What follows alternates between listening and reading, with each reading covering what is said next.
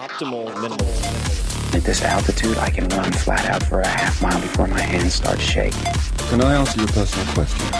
Now would seem an appropriate time. What if I did the opposite? I'm a cybernetic organism, living tissue over a metal endoskeleton.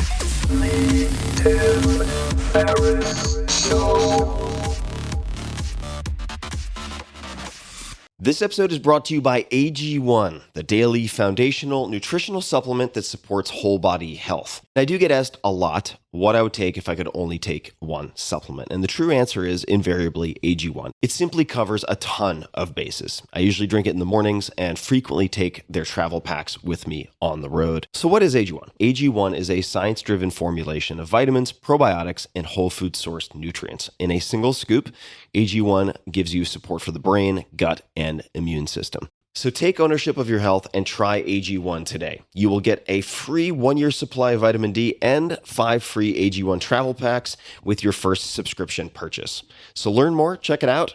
Go to drinkag1.com/Tim. That's drinkag1, the number 1, drinkag1.com/Tim. Last time, drinkag1.com/Tim. Check it out.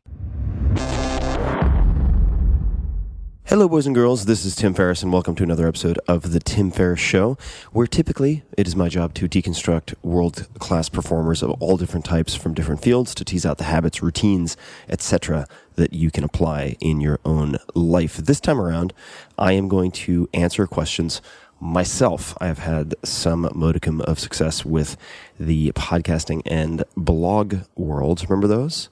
Weblogs, blogs, and recently received a number of questions via text and email, which I requested from Mari Takahashi. Who is Mari Takahashi? Atomic Mari. You can find her on Instagram at Atomic Mari, M-A-R-I.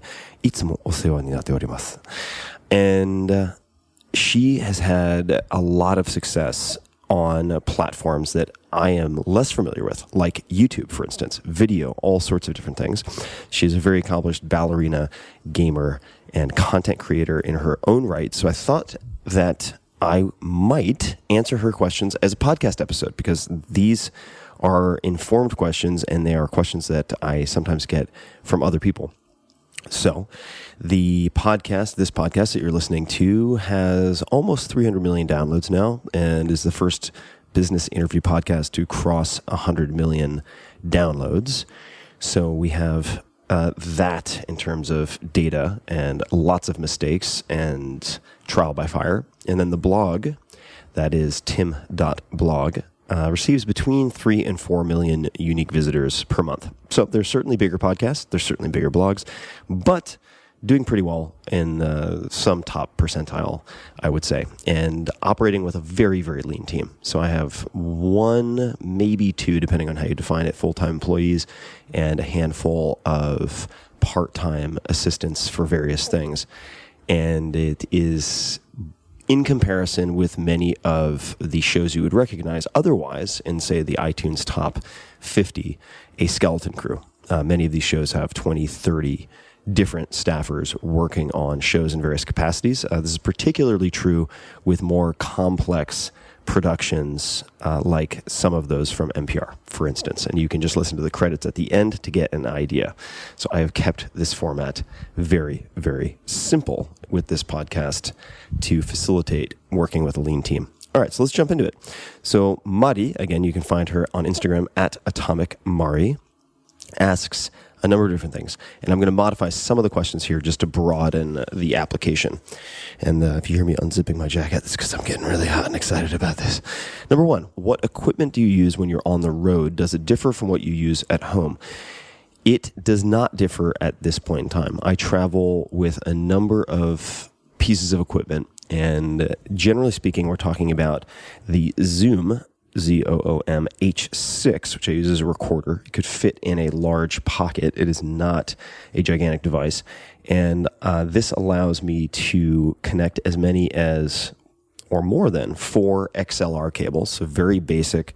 I think I typically get 3 to 6 foot XLR cables, which then connect to the mic that I am using right now. And this is the Shure KS-M8 microphone, which is fantastic for voice recording, even in loud environments. I have used and still have the Shure SM58s, which were introduced to me by Brian Callen, stand-up comedian and podcaster extraordinaire in his own right, the fighter and the kid, along with Brendan Schaub. And this is a very simple setup. It's very hard to break, and I would encourage that you also use, this is a new edition, took me a while to find the proper tool for this, but rechargeable batteries, Eneloop, Panasonic Eneloop, Eneloop, for a AA or AAA. In the case of the H6, it's AA, and I would encourage that you buy the charger, which charges in 3 hours, and it can sustain up to 70% of its charge for up to 10 years. So this is, after some vetting, the best, what I would say, rechargeable batteries that you can use. Otherwise, a piece of advice is to always use new batteries, because you will find, this is advice I received from a very experienced interviewer, if you try to squeak out the last bit of a battery, you will find very often that you stick it into a recorder like this, and it shows that it's 3/4 full, and then 10 minutes into the interview, potentially with someone you really do not want to piss off with having to do an equipment change, it drops down to the very last bar, and then you find yourself in a bad position. So new batteries every time, and these rechargeables I find very, very helpful. So that is the basic setup. There are a few other options and a few things that I travel with. When in doubt, if I'm not bringing this, even if I don't think I'm going to have to record anything, I will bring the ATR 2100, which is an Audio-Technica mic that is USB connected to a laptop, for instance. And I can use then QuickTime to record anything I might need. That is the ATR 2100 Audio-Technica mic, which provides an incredible bang for the buck. And you could use that, and I use that for all of my remote interviews, whether over Skype or some other platform, Zencastr, and so on. There are many different options that you can look into. I tend to just use Skype and Ecamm Call Recorder. Ecamm Call Recorder is the software, and it's very simple. There are downsides, but nonetheless, it is the software I most consistently use. There are others, like I mentioned, Zencastr, that record a copy locally and then automatically upload to a service like Dropbox, so that you have high quality audio from both sides that you can then access as the interviewer. Okay. Another piece of equipment that I used for many years, and it served me very, very well, but then recently gave up the ghost, is the IXM Yellowtech. And this is an all-in-one device from Germany that is self-contained in the sense that you have the batteries, the SD cards, everything in the mic itself, and you can record playback, insert a headset, and so on, all from this one mic. And that you can put in its case, stick into a backpack. It's about the size of a tiny, tiny fold-up umbrella, in effect. And that served me very, very well. I use that to record, I would say, 60 to 70 intros. I used it for intros specifically because I always record my intros after the interviews. All right, let's move on. Those are the basics in terms of equipment, and I am experimenting with a number of mics from Shure and other manufacturers for using the Lightning port on, say, an iPhone to record from a directional mic. I have not yet made much progress in those tests, and I really like my setup with the H6. It's extremely, extremely reliable. Number 2, I'm going to move the order around a little bit. Any pointers on being a good interviewer? All right, I get this question a lot, and I would suggest, this is a great question, but I would suggest that we start with a different question, and that is pregame. How do you set yourself up for a successful interview, which is different from being a good interviewer? Few suggestions. Number 1 is that you chat via video, even if you're not going to record video. I typically don't, say via Skype, and ask a number of questions. Make a number of points and ask a number of questions. So I always emphasize, first, you have final cut. So if there's anything, I'm talking to the interviewee, if there's anything that you want to cut out afterwards, just let me know. This is not live. We can cut anything out that you want to cut out. And what that means is I encourage you to be as detailed, as raw, as yourself as possible. Cursing's fine. I curse. I'm from Long Island. And we can always cut things out. We can't put interesting things back in. So please be yourself. Number 2, if you need to take a break, go to the bathroom, grab some water, just let me know at a pause in the action and we can stop it. All right. Number 3, that the general structure is the following. And I might say, we'll bounce around. It's not going to be chronological. I will probably start with a question about X. I like to tell people the first question that I'm going to start with, and that's something that I very often ask, say, TV interviewers or others when I'm being interviewed. I don't need to know all the questions. Just tell me what the first question is so that I don't stumble right out of the gate. So I tell them, probably going to start with this question. First third is going to bounce all over your bio. We're going to talk about your life. You will have a chance, and I will bring it up certainly towards the end to talk about your book, your movie, whatever it is that they want to promote or talk about. And I generally say we want the audience to fall in love with you first, the messenger, and then the message and selling whatever it is that you would like to encourage them or persuade them to buy, do, etc., is much easier. So we're going to bounce around first third, assuming it's a 90-minute interview, which is kind of how I set the expectation typically. And then the second third will be very often some of my rapid-fire questions or questions from the audience. Then we will talk about your book, movie, whatever it might be, and then close up with some additional rapid-fire questions. And at the very end, I will ask you, do you have a final ask or recommendation, next step, suggestion, whatever it might be for my audience? Any parting thoughts? Right? So I set the stage. You notice that I'm really laying out a map of the territory for them and enabling them to the greatest extent possible to be comfortable. This is before I hit record or ask the first question. There are a few other things I like to ask. Number 1, is there anything you would like to avoid talking about? Anything that you're tired talking about? Anything like that.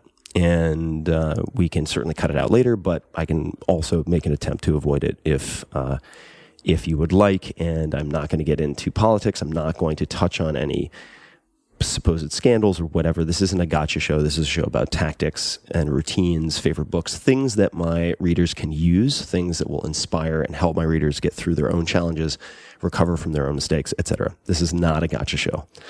And I put people at ease with that as well. And then last, what I'll very often ask is, do you have any greatest hits stories? And I will very frequently pose this question before we ever chat, so I'll send something like this via email, but are there any cues that I could use? Such as, tell me about that time in 4th grade when, your teacher threw your chair across the room, or whatever it might be. Are there any cues I can use to bring up stories that you have seen audiences respond extremely well to, that are really powerful, really funny, whatever it might be? And folks who are interviewed, or people who talk for a living or do a fair amount of talking, will over time, just like stand-up comedians, work on their material. And the smarter of them, or the smart of them, will keep track of this, of course, and naturally do this. So they will know that they have 3 or 4 absolute guaranteed hits for almost any audience. So I'll ask them if they have any of those and any cues that I could use to bring them up. And if they're having trouble with that formulation, I'll say any particularly funny stories that people enjoy hearing. And I will then have 2 or 3 of those that I will front load somewhere in the first third of the interview, right? First 30 minutes. And this guarantees, A, that the interviewee gets to work on, or rather repeat, a story that they're very comfortable telling, that they know will work, which tends to put them in a good mood and also acts as a confidence builder.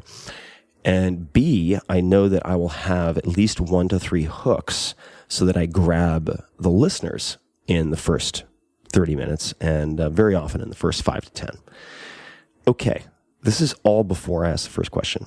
And then when we ask questions, I will have no more than, say, a 2-page spread in a notebook open with 3 to 5 points on either side. So for a 90-minute to 3-hour interview, I'll have no more than 10 points. And very frequently, I will follow then the thread of conversation with follow-up questions, and we'll only hit half of those. Maybe. All right? Do not come into an interview expecting to ask 20, 25 questions. It's just not going to happen if you are actually listening to the answers and not rushing through things, which leads me to A few other suggestions. Number one, ask questions that you actually fucking care about. Ask questions you want to know the answer to. All right. And some interviewers, for instance, James Lipton inside the Actor Studio, he knows the answers to every question he is going to ask. And he very rarely deviates from the order of the questions on these blue cards. They also, this is where I got it from, allow their guests to have final cut. They record for about 3 hours, I want to say, and then cut it down to whatever it is in its finished form, 45 to 60 minutes. I would rather have a slightly more awkward conversation but not know the answers. Otherwise, it's boring for me. So I may know the answers to a handful of questions, but very rarely. And I tend to spend as little time as possible on something you could read in Wikipedia, unless I'm digging into a particular aspect that wasn't covered or that might be fun to explore. I also tend to start with questions that they don't expect about perhaps a side interest. You'll notice that, for instance, in my interview with Edward Norton, we started with surfing. Why? Because Edward's a very smart guy. He's spent a lot of time with media. If I start with asking about a specific role, for instance, or the beginning of his acting career, he might, I'm not saying Edward would do this, but he might go on autopilot. I would, and a lot of people do when they're asked about the topics that they've covered 1,000 times before. They have an automatic response very often. So I'll start with surfing, which is what I did in that case. Or start with, say, in the case of Terry Crews, the interview with Terry Crews, one of my favorites in the last 6 months, and certainly one of the most popular, huge episode that continues to get downloaded hundreds of thousands of times per month, began with talking about his artwork, something people are not very aware of, and something that really blew me away because he's an extremely gifted and developed graphic artist. All right. So there you have it. To avoid people going on autopilot. And ask questions you care about. Next, let the silence do the work. This is advice that I received from Cal Fussman, interviewer extraordinaire. He's interviewed everyone from, say, Gorbachev to Clooney to, Muhammad Ali. You go down the list, he has interviewed just about all of the cultural shapers of the last 50 years. It's an incredible list. And Cal is a true Jedi of the craft. And when I meet someone and develop a friendship with someone like that, this includes, for instance, at one point I hired a researcher who had worked on Inside the Actor Studio. I will ask them very nicely, something along the following lines. I know you're probably too busy, but if there's any chance I could send you a transcript of one or more of my episodes, I would really appreciate any thoughts or comments or feedback that you might have, because I know I am probably missing the boat or wasting opportunities that come up or rushing or doing something that a novice is prone to doing. And I really want to make the most of these opportunities when I'm speaking with these incredible people. It would really mean a lot to me, even if it were just a few lines of feedback. But I totally understand if you're too busy to reply. And Cal, very kindly, at one point, read through a few of my transcripts. And his most important feedback was, let the silence do the work. And this takes some practice, because in normal conversation, which is not the same as an interview, and people have different approaches, certainly. Joe Rogan is spectacular. He has a very conversational style. James Lipton has a very, very strict, I would say, interview style. I'm somewhere in the middle, and that suits my personality. In this context, let the silence do the work means if you ask a question and there is silence, awkward silence for a few seconds. A few seconds is a really long time in conversation. Try to just sit still for, say, 5 seconds. All right, let's actually pretend that I'm asking you a question. So, what was it like when that happened? That's about 5 seconds. It's a fucking long time. And my instinct, which is true for millions and billions of people, was to jump in and try to help the interviewee. And I'd say, well, put it another way. Or we could come back to that and ask another question. And Cal's advice was, let the silence do the work. Just wait it out. And this is easier via Skype than it is in person in my experience, but let the silence do the work. And those are a few pointers to start with. There are many more. Study. Treat it as a craft. Treat it as a class. I collect questions that other people ask. I collect questions that I see in in-flight magazines and interviews.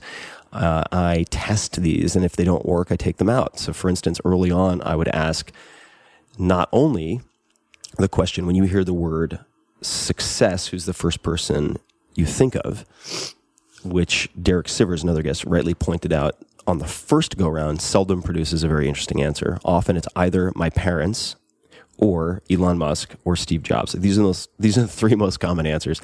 So I would have to say, I started then saying, aside from your parents, Steve Jobs or Elon Musk.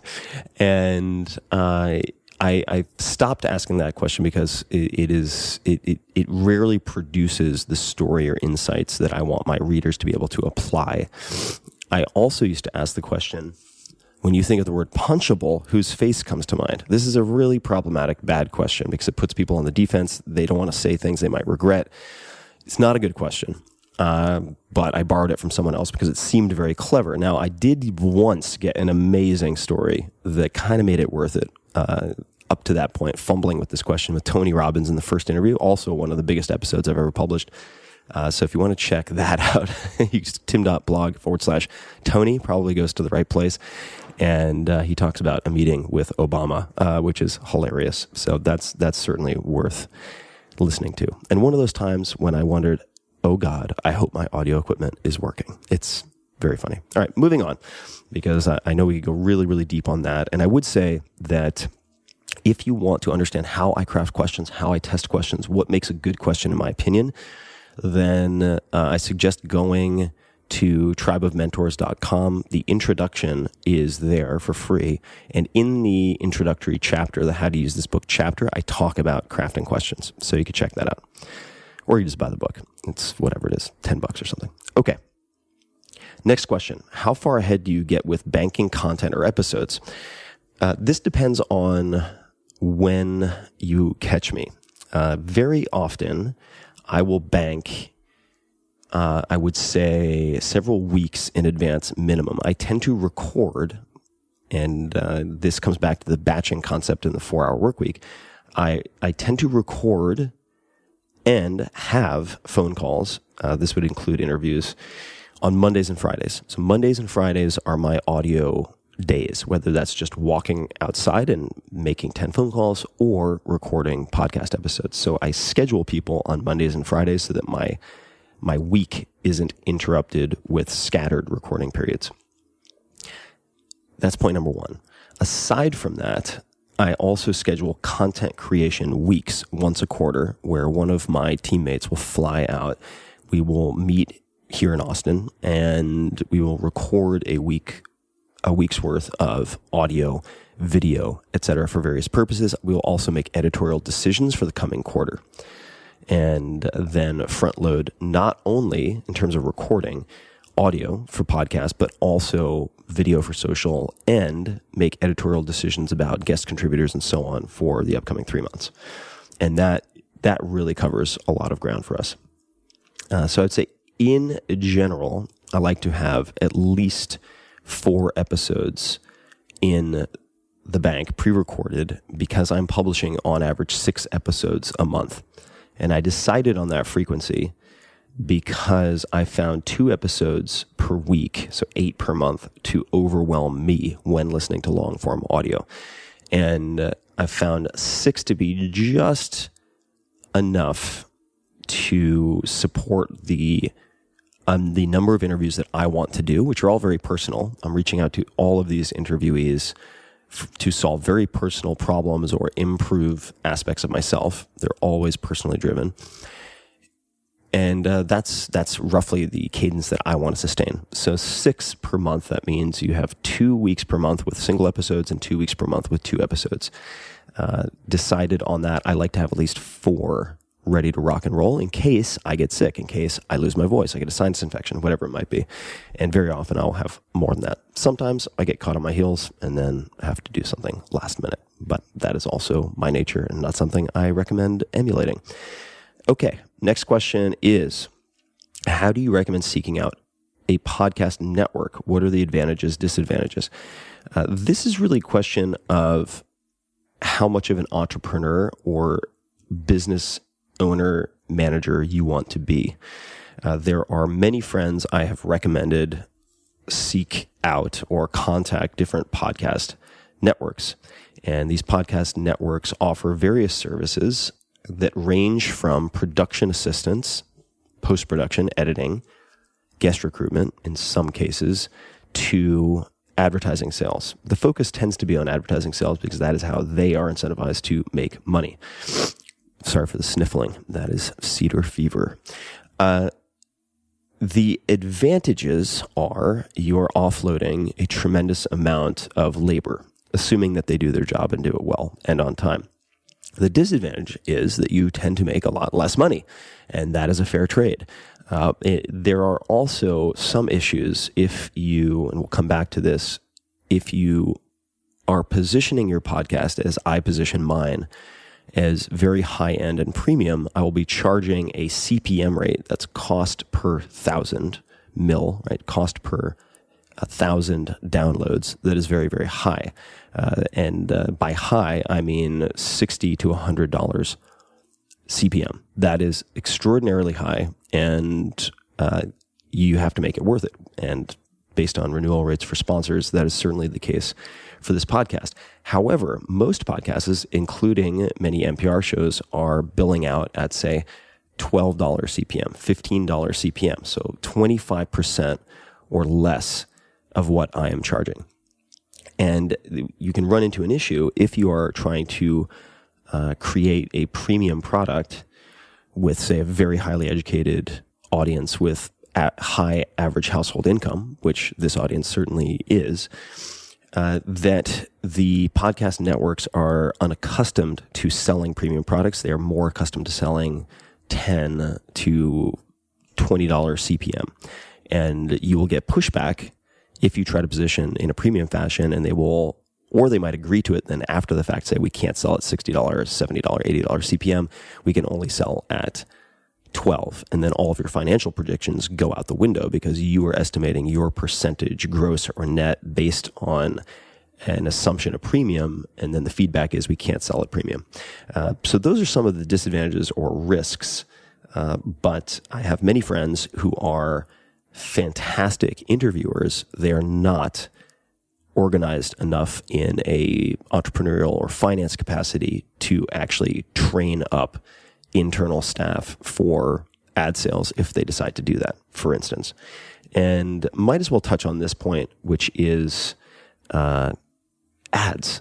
Okay. Ads are not something, monetizing is not something I'd recommend you focus on off the bat. And if the reason you're doing a podcast is for that, I don't think you're going to last very long, generally speaking.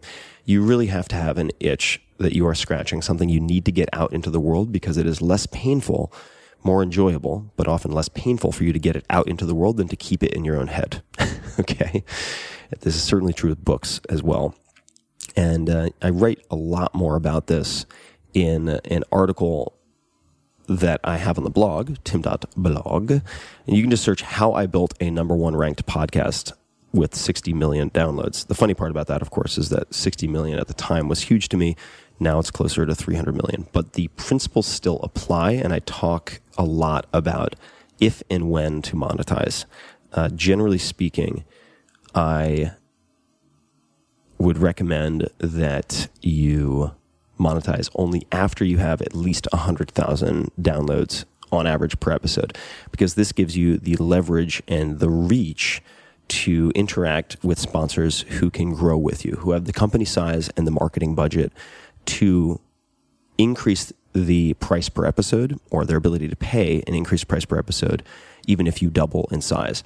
If you try to monetize really early, you're going to be doing, in many cases, sketchy affiliate deals or good affiliate deals with moderate payout. And you'll then, if you're dealing with people who are paying you per episode, and I would suggest no terms. I don't use any terms, so everyone's paying up front.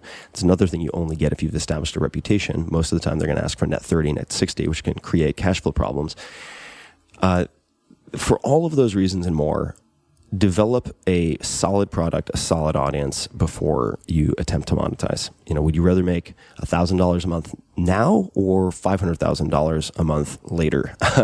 And the difference between those two is often one of delaying the compulsion to monetize for when you actually have leverage. Okay, now let's build on that because I get so many damn questions about monetizing that I'd like to encourage a few different approaches. The renewal rate of sponsors for my show, despite the pricing, which is very high, is, I want to say, at least 70 to 80%. It may be more. So why is my renewal rate so high, and why is that important? It's important because, A, I'm lazy, and I don't want to have a high churn rate that necessitates pitching new sponsors and converting new sponsors endlessly. That is very high labor and not something I have any desire for. Second, I want happy sponsors. Happy podcaster, assuming they're not high maintenance in other ways. So I do fire sponsors if they're high maintenance. But the key here is that I vet the sponsors very carefully and personally use them. So there have been delays of 2 to 4 months for sponsors who want to, in this case, write $250,000, $500,000 checks to pre-book episodes. Actually, an important nuance. So I don't offer any discounts on episodes if they buy more episodes, because the popularity of the podcast as it ramps up increases the price that they pay per episode. So the way that a sponsor gets a discount is by booking in advance, because if they book, say, 6 episodes for Q2 and we're in Q1, the podcast is going to continue to grow, and they've locked in a current price when the price is inevitably going to go up because the popularity continues to grow. Just as a side note, again, one of many policies that keeps my life and maybe your life very, very simple. Okay. There are 2 different ways that I vet sponsors. Number one, I personally use the products when possible. In some cases, say B2B products, that's a little more challenging. But for that reason, you'll see a strong preference for consumer products of different types, services that I use myself. And I also poll my audience late at night on social media and will ask, has anyone out there used fill in the blank? From 0 to 10, how much would you recommend it to a friend? 10 being the best. And I do this late at night because I don't want the companies to notice this and then spam the shit out of the feed with their employees, friends, fans, etc., which does happen. So I do it late at night to test, and then we'll look for the patterns. And I'll have an assistant do this, or I'll do it myself. It can usually be done really quickly. The average must be 7 or higher. All right. The average for how much would you recommend this to a friend has to be 7 or higher. So some of you who are familiar with the Net Promoter Score, this is a very simplistic way of approaching that on social media to try to get something that is resembling statistical significance. All right. So I do those 2 things and end up rejecting about 90% of the inbound sponsor inquiries. So that's about it. If you're interested in other policies that I use, or interested in looking at what sponsorship of a podcast like mine looks like, you can go to tim.blog/sponsor and check it out. If you are not interested in sponsoring the podcast, please do not submit the form. There's nothing fancy or exciting or anything that comes after it, and you're not going to receive anything. So don't spam the shit out of us. Thanks. Frequency. I mentioned briefly before, 6 episodes per month. The more you publish, the more it appears that you are favored by the iTunes algorithm. So if you are trying to pop in the rankings, it makes a lot of sense to put out, say, a preview episode of a few minutes. And this is very standard practice for people who look into this. Put up a preview episode. Hey, here's what's coming with season 1, or whatever it might be. And use that to then build up the subscriber base. And in the first week that you publish your podcast, put out at least 3 episodes in rapid succession, say Monday, Tuesday, Wednesday, and drive as much traffic as possible to subscribe. That is one tip. If the pissing contest of iTunes ranks matters to you, and who are we kidding? We all have healthy egos if you're doing this kind of thing. So why not have fun with it? Okay, so next up we have some blog questions, and I'm going to try to jump through this pretty quickly. Is it better to name a blog after yourself for recognition, or to use a company name to reach a broader audience? This is from Murray. This depends a lot on what outcome you're optimizing for. My blog has my name and face all over it. This is good if you have no desire and no intention and 100% certainty that you are not going to sell the blog as part of a media company later, all right? But if you use a brand name or a company name like Wirecutter, for instance, which was created by my friend Brian Lamb and later sold for a very healthy chunk of change, having Brian's name, if it was the Brian Lamb Show, is problematic because he may have a lot of trouble selling that company as a sort of key man, and it's very difficult to say have that company be acquired and continue with that name in bright lights on the marquee if Brian himself does not continue on at the company. And he might say, as part of the acquisition agreement, need to vest over time to receive some of the payout. Very, very common. But in any case, it makes it a little tougher. There is a book called Built to Sell that I would encourage you to check out by John Warlow, and there are others. But if your goal is even 10% potentially to sell, then making it your personal name is problematic. But that's a decision I made. I don't regret it. Excuse me. Let's see. There's some questions about platform. All right. And, it seems that WordPress is kind of the go-to. Any suggestions on platform? I am biased towards WordPress. There are many options. I am biased towards WordPress for the same reason that I'm biased towards email. Let me explain what that means.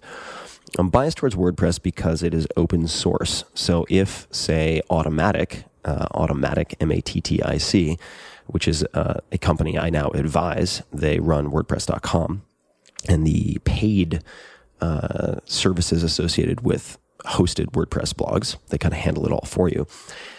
If for whatever reason they disappeared, went out of business, got bought by a company you didn't like, whatever, WordPress as a platform continues to exist, and you can port your site from place to place to place and find people to help you with support very easily, or development. This is not true for closed box systems, right? So WordPress does not have any single point of failure, in other words. So if I spend years building up this blog, I don't have to worry about suddenly it being non-viable if a company goes bankrupt or something like that. That is one of the appeals of WordPress. Another appeal, highly, highly appealing element, is that out of the box, it has some of the best SEO possible, or at least it does not do anything, in my experience, terribly offensive to Google. So it tends to get my content, at least, and over time this improves as your page rank increases and so on, tends to get indexed very, very effectively for search engines. That is another benefit that I found of WordPress. There are other options. Now, I mentioned I favor email. So why email?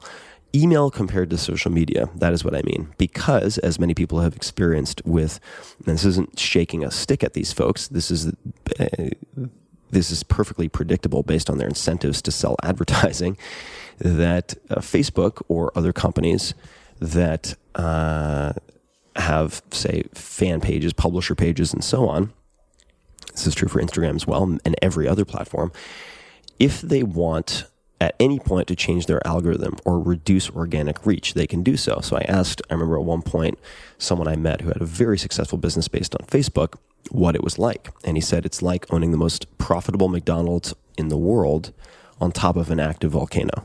You just don't know when it's going to change, when it's going to erupt, when your business is going to vaporize. And a lot of people have seen that. And I still use Facebook. I think it's tremendously useful. It has 10 times the click-through rate of many of the other social platforms that I've experimented with. So it still has a very, very high utility for me. However, as someone who focuses on risk mitigation and controlling as many variables as possible, I like email. And in the last few years have doubled and tripled and quadrupled down on that focus. Why? Because that direct means of communication cannot easily be taken away from me. And I can switch email service providers. There's a flexibility and a persistence with that you just don't have as a guarantee on social media platforms. Despite that, of course, I am investing resources and time in certain platforms such as Instagram. All right. Pointers on just doing the damn thing and not getting worked up about it being perfect when getting started. And this is something a lot of people have trouble with. I would write posts, if we're talking about blogs specifically, that you can target to one or two of your friends. Don't try to be an empathic super genius if that poses some type of challenge for you. Don't try to write anything for the world. If you try to write something that everyone will like, no one will love it. So feel free to polarize and write for one or two of your friends. When I write articles, I effectively want 10% of my audience to love each post. That's it, 10%. And my audience is about 70% male, 30% female, maybe 65, 35, but predominantly male. And I'm looking for 10% of my audience to love it, period. What that means is over time, say each 6 months or something like that, everyone in my audience will see a post from me that they say, holy fucking shit, this is the best thing I've read in ages. Let me share this with 20 of my friends. All right. I don't care about everyone loving each piece. And that removes a tremendous amount of pressure for you to figure everything out and play the kind of Switzerland of editorial and please everyone. Do not try to please everyone. Try to create raving fans that comprise maybe 5 to 10% of your audience for each post. That's my goal. I don't care about the rest. They'll have their turn later. But for now, if they're like, what? A post on microbiome and da-da-da-da-da, that's boring as shit. Well, that's fine. It can be boring to you, but 10% of my audience is going to love this and go completely bonkers over the details. So that's fine. You'll get your turn. That's how I think about it. What are things that are easily outsourced and should be outsourced to save time? Logos, intros, podcasts, uploader, scheduler, etc. Despite my proclivity for outsourcing and delegating, do not delegate writing. So if there is a blog post that is certainly longer and editorial with my name on it, then I've written it. I just don't ethically feel okay with not doing that. Many people have no compunction about that, and that's fine. That's their decision. But a lot of folks as famous bloggers have not written on their blogs personally in years. I know this for a fact. Anything with my name is written by me, with the exception of some very basic, say, intro text for podcasts, which is really more procedural. That stuff I might have an editorial assistant help with. And logos, certainly I'm not designing myself. I'm hiring someone, whether one-on-one or through 99 Designs, which I do use quite consistently. And intros of podcasts, for sure, the music and so on, I will hire someone else to handle. And that can range from royalty-free music on many different sites, which you can find out there, to hiring someone to compose, which was the case for the new Tribe of Mentors podcast. And some people may notice on the Tribe of Mentors podcast, which I pushed out, which had shorter content much more frequently, right? Stayed at number one across all of iTunes for about a week straight during book launch. Very useful. That's another story. That the music was the same music I had originally composed for the 4-Hour Chef video trailer. So if you want to see the movie trailer of the 4-Hour Chef, you can take a look at that on the YouTubes. All right. Next question. If you run ads on your blog, upload or schedule, there are things you can use for social, for instance, whether it's Edgar or others, that can be very, very helpful for that, particularly if you're going to take a vacation or travel. For WordPress, the scheduling and so on can be done within the UI, within the dashboard of WordPress. So for any editorial that we're scheduling out, and that way we simply use that. For the podcasts, because the quality assurance is so important to me on that, I have several sets of eyes and ears who double check and confirm everything before it goes out.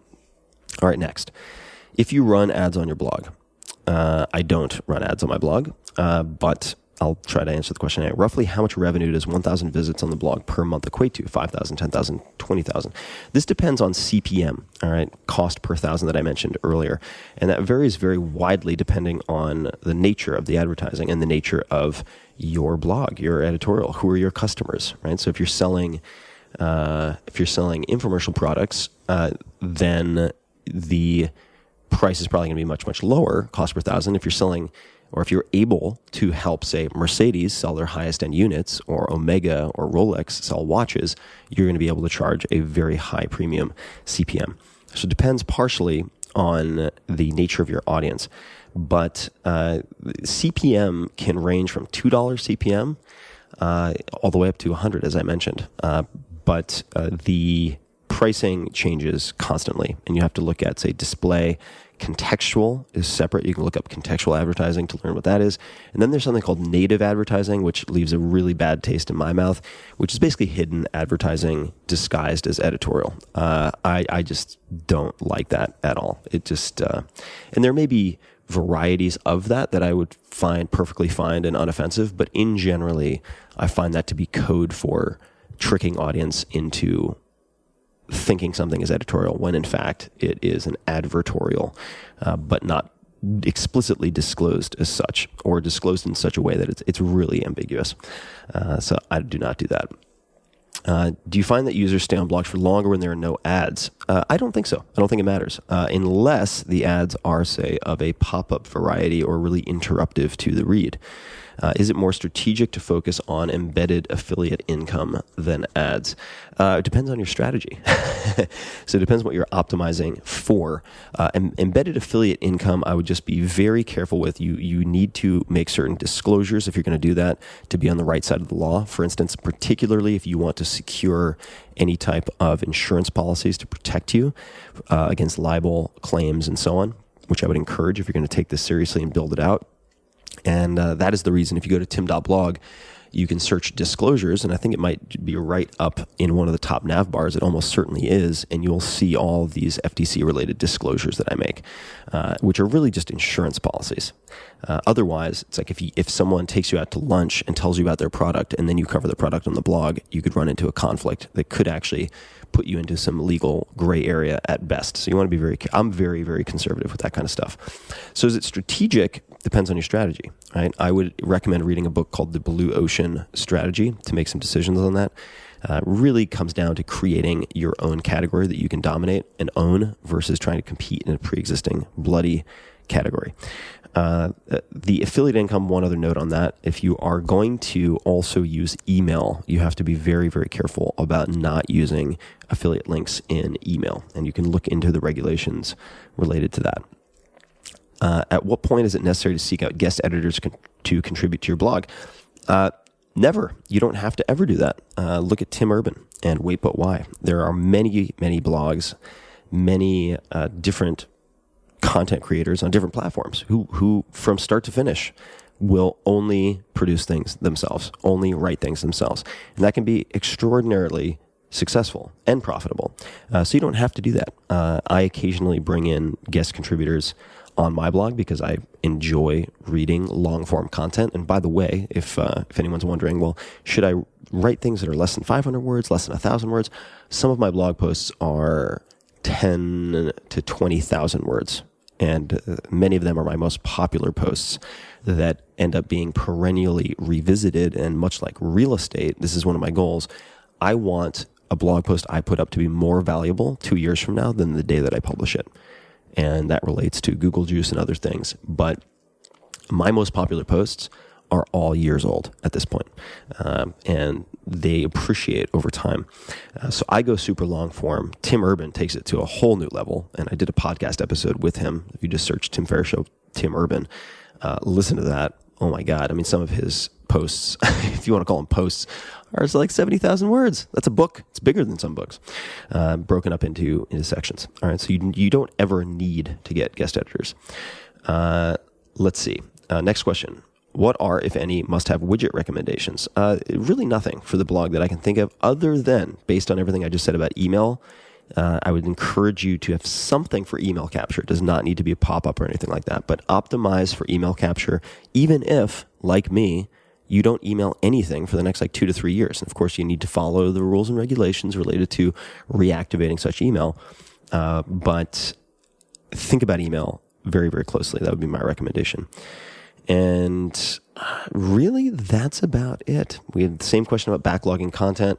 The editorial, particularly if I have guest posts, I can actually spec out for the next 3 to 6 months in many cases. And then comments. This is not a question from Madi, but a question that I'll add. What to do with comments? I have comments. And if you go to tim.blog and scan down to the end of any blog post with comments, you will see that I have comment rules. If people violate those comment rules, that's like they're coming into my house for dinner, kicking off their shoes, putting their filthy feet up on my table and like spitting on the ground. I boot them. I have no problem blacklisting people. You're gone. It's a one strike you're out policy, period. And if people seem to be getting escalated, I'll say play nice. I'll sometimes jump in and just say, hey guys, play nice. And usually that's enough.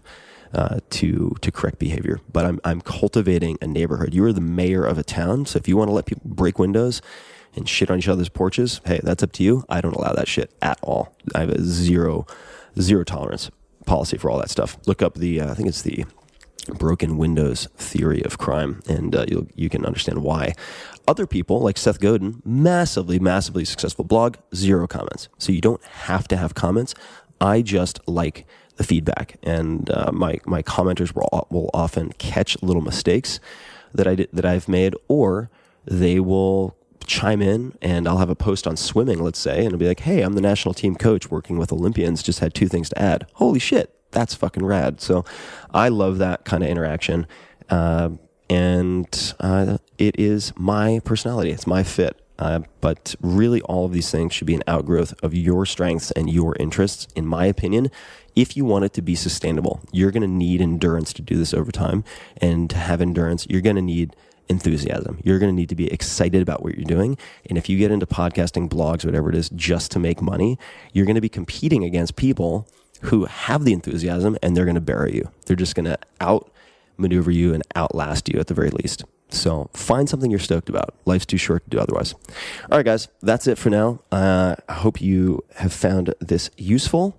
And that's about all I have to add to this. Please let me know if you enjoyed this episode, if you'd like more tactical stuff on content creation like this. If you have other questions about these types of themes, these types of topics, please let me know. Probably the easiest place is on Twitter, at tferriss, Tferriss on Twitter. You can also hit me on Instagram or Facebook, Tim Ferriss on both of those. So TimFerriss. And I would imagine there'll be some show notes on this. So if you want to find links to things I've mentioned, just go to tim.blog/podcast and find this episode along with every other episode. And as always, thank you so much for listening. I love doing this show, and it's because of you guys. So thanks. I'll talk to you soon. Bye. Hey guys, this is Tim again. Just a few more things before you take off. Number 1, this is 5 Bullet Friday. Do you want to get a short email from me? Would you enjoy getting a short email from me every Friday that provides a little morsel of fun before the weekend? And 5 Bullet Friday is a very short email where I share the coolest things I've found or that I've been pondering over the week. That could include favorite new albums that I've discovered. It could include gizmos and gadgets and all sorts of weird shit that I've somehow dug up in the world of the esoteric as I do. It could include favorite articles that I've read and that I've shared with my close friends, for instance. And it's very short. It's just a little tiny bite of goodness before you head off for the weekend. So if you want to receive that, check it out. Just go to 4hourworkweek.com. That's 4hourworkweek.com, all spelled out, and just drop in your email and you will get the very next one. And if you sign up, I hope you enjoy it. This episode is brought to you by FreshBooks. Man, oh man, do a lot of listeners of this podcast and readers of mine love FreshBooks to the extent that I ended up meeting with the CEO not very long ago. Why are they so popular? Well, they are the #1 cloud accounting software designed exclusively for self-employed professionals. That's many of you, and used by more than 10 million people. You can send invoices, track your time, and get paid very, very quickly, which suits the needs of a lot of freelancers, a lot of entrepreneurs, and beyond. You can take pictures of receipts. You can link your credit card and debit card, so all the things you buy automatically appear in your FreshBooks in the right category. So on and so forth. Makes taxes easy, makes invoices easy, makes your life easier. And also, in fact, I would recommend a PDF. They didn't ask me to read this part, by the way. They put together a PDF a while back called Breaking the Time Barrier, subtitle, How to Unlock Your True Earning Potential. So you can search for Breaking the Time Barrier. A lot of people ask me, how can I get a 4-hour work week with a service business? And the story in that ebook, it's PDF, is the short answer. It's really, really good. So I think you should also check that out. So Breaking the Time Barrier, check it out. But also, why not test out FreshBooks? Claim your 30-day unrestricted free trial at freshbooks.com/Tim and enter Tim Ferriss, 2 R's and 2 S's, in the How Did You Hear About Us section. That sounds like we're going to get very little tracking. That's a lot of work. But just go to freshbooks.com/Tim and try it out, because it is a very good product and I think you will find it simplifies your life. Enjoy.